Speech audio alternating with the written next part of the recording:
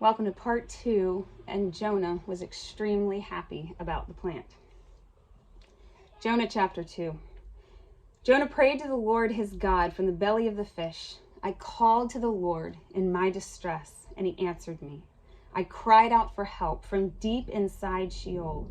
You heard my voice. You threw me into the depths, into the heart of the seas, and the current overcame me. All your breakers and your billows swept over me.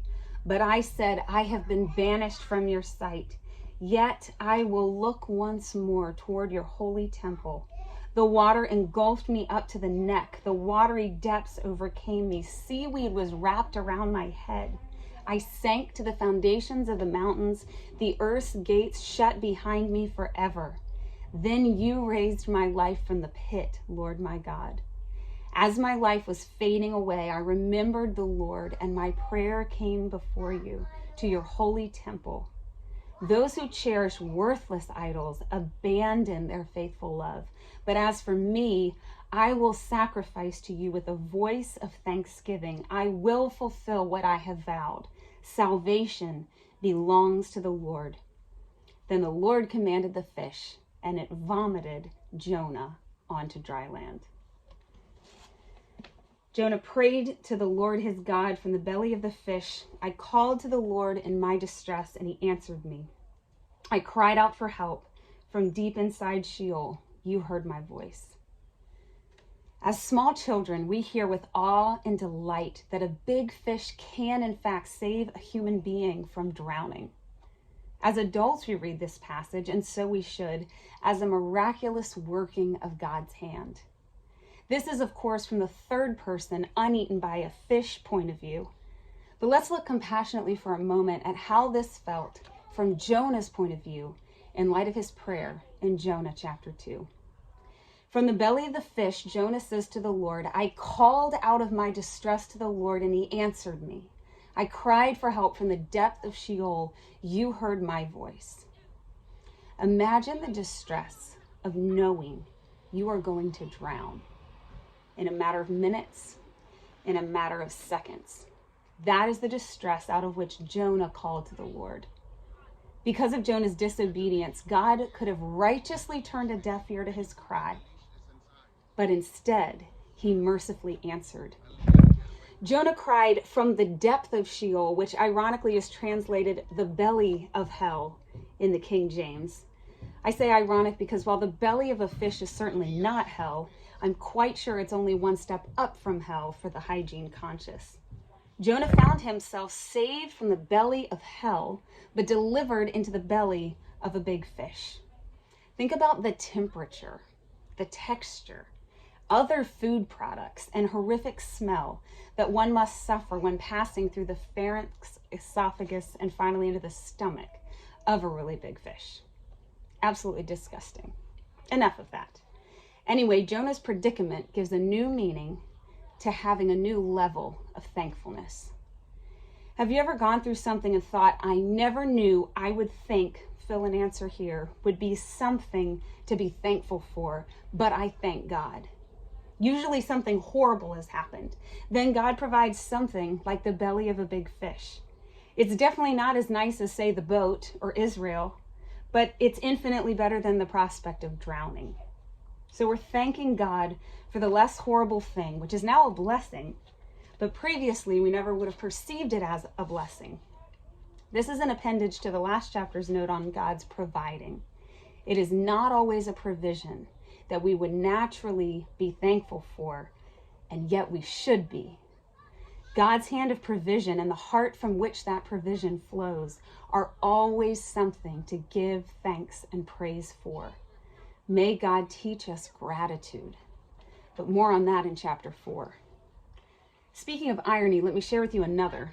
The capital of Assyria, Nineveh, that town which Jonah originally avoided, is named after Nina, the Babylonian and Assyrian fish goddess. Do you think maybe God was trying to prove a point?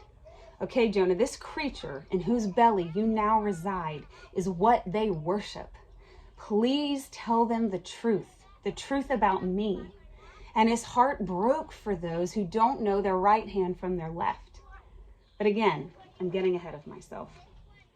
You threw me into the depths of the sea, Jonah said, into the heart of the seas, and the current overcame me. All your breakers and your billows swept over me. But I said, I've been banished from your sight, yet I will look once more toward your holy temple. Jonah acknowledges that it was the Lord who cast him into the deep. Though Jonah had tried to follow his own desires, he now resigns to God's sovereignty. He laments that he has been expelled from your sight. Yet another irony. In the beginning, Jonah wanted to flee from God's presence. Yet now that he's been expelled from it, he cries out to God and looks again toward your holy temple. How terrible are the things we think we want when they do not involve our Maker. And yet God is so, so merciful. I can't say it enough. Praise our God of second chances. The water engulfed me up to the neck. The watery depths overcame me. Seaweed was wrapped around my head. I sank to the foundations of the mountains. The earth's gates shut behind me forever. Then you raised my life from the pit, Lord my God.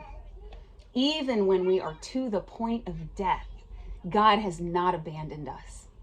Jonah is sinking to the ocean floor, engulfed by the great deep, getting tangled in seaweed, knowing his days are numbered.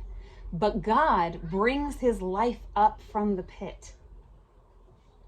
As my life was fading away, I remembered the Lord, and my prayer came to you, to your holy temple. I've heard that when a person holds his breath for too long, he'll pass out from a lack of oxygen to the brain. Once unconscious, the person instinctively begins breathing, which fills his lungs with water. That's where Jonah is right here in verse 7. While I was fainting away. Jonah's about to pass out, about to die, and he knows it. But he's still praying. He could have given up. He could have safely assumed God has sent his judgment for me, and this is it for me. But he persistently prayed to the end, and his prayer came into God's temple. Those who cherish worthless idols abandon their faithful love. Remember Jonah's sailing companions? They forsook their idols as soon as they saw the true God's power. Jonah, however, could not forsake the Lord even when Jonah was drowning, because he knew that though he had sinned, God was still God. But as for me, I will sacrifice to you with a voice of thanksgiving. I will fulfill what I have vowed. Salvation belongs to the Lord. Then the Lord commanded the fish, and it vomited Jonah onto dry land. And it was God to whom his sacrifices were made with a voice of thanksgiving.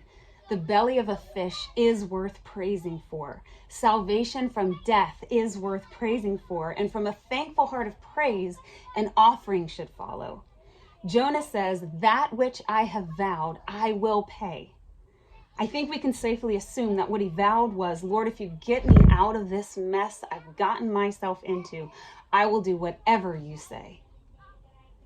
Probably not then, but probably later he thought, and I hope you say something different than you said the first time. No such luck, Joe.